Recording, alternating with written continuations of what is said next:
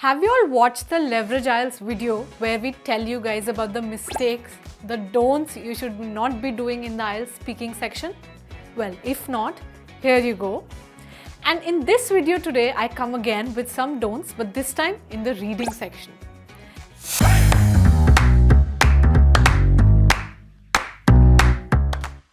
Hi all, this is Purti Chawla, your very own IELTS expert. Welcome back to Leverage IELTS, brought to you by Leverage Edu, your trusted study abroad expert. Some say that this part is rather simple to understand. You only need to read a text and answer a few questions about it. However, it's easier said than done. Small errors in this section can cost you a lot of marks. That being said, nothing is unattainable with a good amount of practice in the right way. You can avoid these foolish blunders if you practice efficiently for your IELTS exam. Now let's get started with our don'ts. Don't number 1, do not make assumptions. You may have noticed during your IELTS reading preparation that we frequently make assumptions. However, you must never let your brain fool you into believing this. This may have an impact on true, false, not given and yes, no, not given question types. For example, suppose a paragraph says that India comes at number 1 position in the making of tea, but as per your knowledge, maybe you've read somewhere that India doesn't come in this list at all. So don't assume anything that the paragraph is manipulating you with words, or maybe what you are understanding from the sentence is wrong. Just answer all the questions based on the text in the paragraphs only. Don't overanalyze. Also, I see many students struggle with the matching heading questions. This should be the simplest form of inquiry. When you overthink things and read too much, you end up with incorrect solutions. Clear strategy should be your go-to way here. You have confidence when you have the strategies, and you can always rely on our videos and learn from them. Don't number 2. We all know very well that skimming the paragraphs is so important to save our time, but do not skim over the test questions at any cost. The first thing you must do before reading the passage is to read all the questions that you need to answer. Never take any of these questions lightly, since at the end of the day, these are the ones you need to answer. As a result, read and study them thoroughly before skimming through the material to obtain information about them. And hey, listen to me carefully. You really need to understand each and every word in all the questions, or else you'll get confused and you'll have to go back and forth from questions to paragraphs. That could be exhausting, I know. Now moving on to number 3. Which is getting stuck on a single question. Look, the time is divided reasonably. For example, you should dedicate 20 minutes to each passage, which means you have about 1.5 minutes to research and prepare an answer for each question. Sometimes the statement would be quite complex and it will take you a long time to answer or to find the solution. In this case, you should skip the answer and go on to the next one, because wasting time on a single question is not a sensible choice. It's an easy method to mark that question and leave it as it is, so that after you're done with the whole section, you can come back to it, okay? Let's move on to our next point, which is don't number 4. And our next don't is to not read the entire text. See here, reading the entire thing is problematic as the test is time bounded. You should read the paragraph and extract the concept as soon as possible using strategies you are familiar with. You really need to learn how to scan and skim the text in order to make the most of your limited time. Only consider the needed response. Remember that reading the paragraph entirely is just going to be a wastage of time.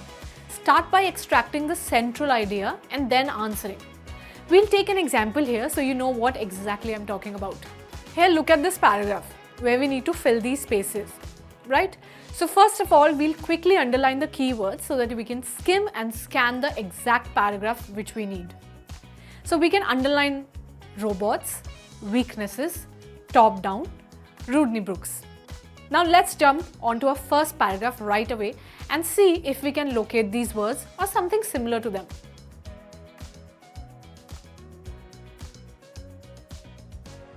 Okay, so robots are there, but I can't find anything more. Let's scan paragraph B.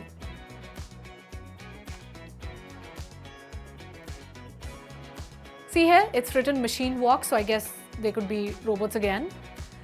Top-down approach, now we know that this is our paragraph. So what we will do is we'll read this one a bit carefully to understand the meaning. The question here is asking for something through which they are given information.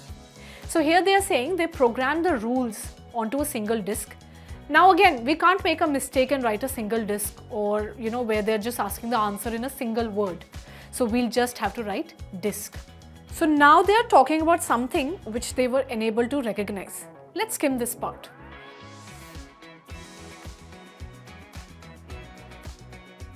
Here if you can see, it is saying missing. Let's read this. This unconscious awareness of patterns is exactly what computers are missing. So, what are they not recognizing? Patterns. Now, robots are collecting information somewhere. Let's scan this word, collecting information, and let's skim.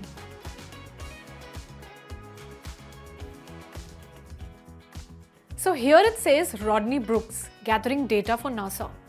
Look here, they're talking about gathering data, means collecting information, and they are found on Mars. We got this one too.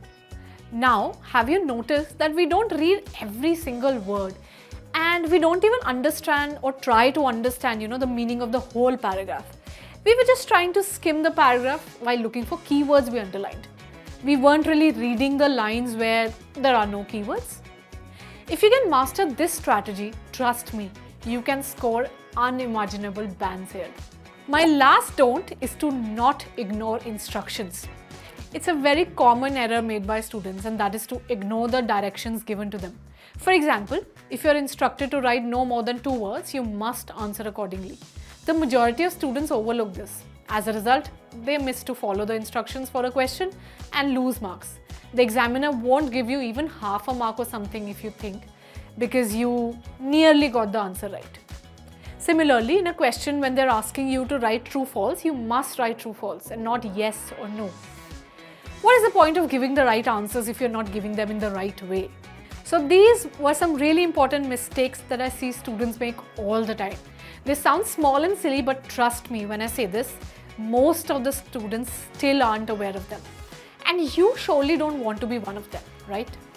So guys, that's all for today's video. Stay tuned for more content and don't forget to like, share and subscribe.